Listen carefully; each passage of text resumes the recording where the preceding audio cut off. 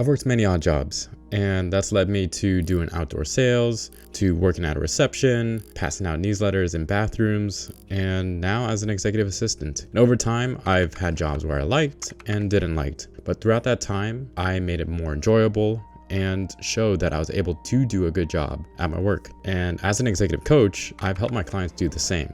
Some have worked in warehouse logistics, and others have been even in the C-suite level. And work has been rough for all of us. Like, AI could replace our jobs, and we're increasingly becoming disconnected from the people around us. In this video, I want to help you make work more enjoyable. We'll give you practical tips to help you make work more enjoyable with the people around you, with the work that you're doing itself, and hopefully find the fulfillment and satisfaction that you're looking for. So the first tip that I have is to simply get better at your work. One of the fastest ways to enjoy work more is to simply become better at it. I recall when I was a freshman in college, one of the first jobs that I had was working in the accounting department. I was filing away papers. Each time I filed away a paper, I needed to record this 6-digit code. When I first began, I would look back and forth like this, go 3 digits at a time, and record it. So one way I was thinking to myself, how can I make this better, was to simply try to memorize it at my first glance. It was kind of like a game that I was playing in which I would look over at the code and try to get it on the first try.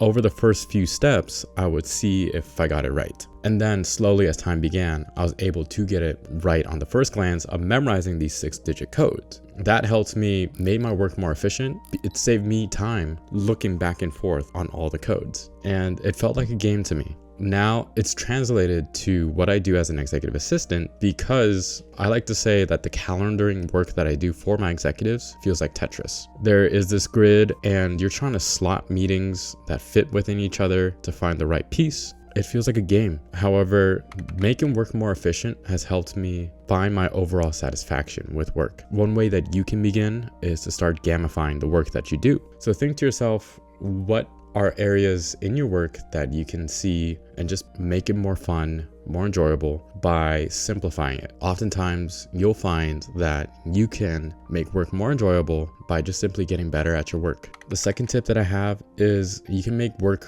a lot more relational by the peers around you. So one of my friends, he has the challenge of working for an all-remote company. And so he's worked from home Monday through Friday, and it's really hard for him to relate to his peers. I'm very fortunate to be working in an office environment where it feels like I'm entering into a new dimension and interacting with so many people. You can have it both ways. One, it is really hard to connect with people over a computer screen. That is something that is so difficult. I've tried a lot of online communities and I'm just simply failed. Because I don't like being online, I think it's very difficult to create a relationship with someone you've never met in person. So the tip that I gave to my friend was to go out and try connect with this person. He has a team in the Bay Area, and I encouraged him to try to create some happy hour events where employees can go at work, hang out, and talk to each other and get to know each other. In my own personal experience too, when I first began as an administrative assistant, I was the youngest person there, and it was cool at first that I was kind of the baby of the company and everyone wanted to mentor me. So they're telling me certain types of stocks to invest in and which career path to take. However, when I talked to them about their personal lives, I could not hook onto anything to connect to. A lot of them just really wanted to talk about stocks or work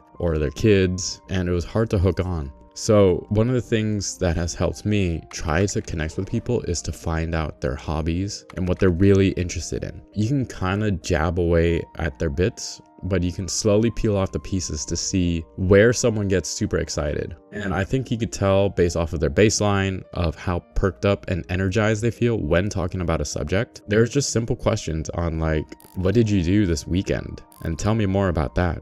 Fortunately for me, working in the office setting, about 2.5 years later after I was hired, it took a while, but there were more and more young people being hired, more and more people in their 20s, and I was able to connect with them a lot more. I eventually started climbing with some of these friends and even scuba diving with them. And it was so cool that we could finally relate on things like memes and pop culture. So it was awesome that there were just more and more people being hired that I can connect to and relate to. Try to be intentional about the people around you. And then the third tip that I have is tie your tasks task to a bigger purpose. A task itself can feel small, can feel repetitive, but when you tie it to a bigger purpose, you can truly see the big picture. When I first started for the company I'm currently at, we're in semiconductors. I had no idea what that meant, and telling it to the people, it just went over their heads. And so in a short and simple answer, I would say, oh, I work at an engineering firm. That was not exactly correct.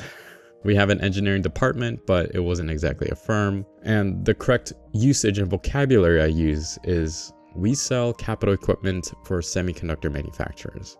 That is a better way of telling what we do. For example, I now see the work that I do of organizing chaos within the office having an impact on the manufacturing of semiconductors. Because in the big picture, all it is computer chips. In this new and demanding AI age, there's always a need for computer chips. The work that I'm doing in the office is going to give the world more computer chips. Even these small meaningless tasks of organizing electricity bills, I am making the world a better place by having more computer chips, which equals more smart cars, more phones, more devices, etc. And I think that's such a cool thing. So think to yourself, what can you do to see the big picture? Who are you really impacting? And I think that will help you enjoy your work a lot more. And the last tip that I have is add challenge on purpose. So when you're first beginning a task, a lot of people will assume that when your work gets easier, that's when your life gets happier. However, it's a little bit of the opposite. When work gets too easy, you start being bored. So one of the ways that you can make work more enjoyable is adding a good challenge for yourself. I know for me, when I worked as the administrative assistant, work was easy. I was a receptionist, got people in, and just did some maintenance around the office. That was it. I had extra time to learn so many different things. So for example, I took a Python class from the algorithm team and did some software debugging for our software team. And it was just because I had additional time. It was a great opportunity for me to dip my feet into other areas and see where I could really find my career path. So eventually that didn't work down the line, but that really helped me explore the different career paths to see which one's for me, which one isn't. And it challenged me in a way that made coming to work a lot more exciting, that I was able to be intellectually stimulated. I wasn't just going through the motions anymore. Each day looked like a new day for me. And I encourage you to think to yourself, what are ways that you can add this challenge to yourself? You can ask your manager, ask your peers to see how can you challenge yourself in a healthy way where it isn't too difficult and grow in this certain area. So these are 4 ways that you can make work more enjoyable. All of it is being intentional about the way you work. You can be more confident by being more competent. You can build relationships with your coworkers. You can tie your tasks to a bigger purpose, and you can add a challenge to grow yourself intellectually. So thank you so much for watching. Not every job's going to be exciting, but it can be more meaningful. And this is the journey that I took my clients with, from a meaningless job to finding meaning and purpose to where they are. So if you're interested in taking these lessons and applying them into your own life, you can click down below to schedule a call with me and see if you're a great fit for my coaching program. You'd be with other professionals working through their purpose and their journey, while at the same time developing healthy rhythms to make their job more efficient. So thank you so much for watching. And if you feel like your attention span's being drained from all these distractions, you can click here to view this video. Catch you in the next one. Bye.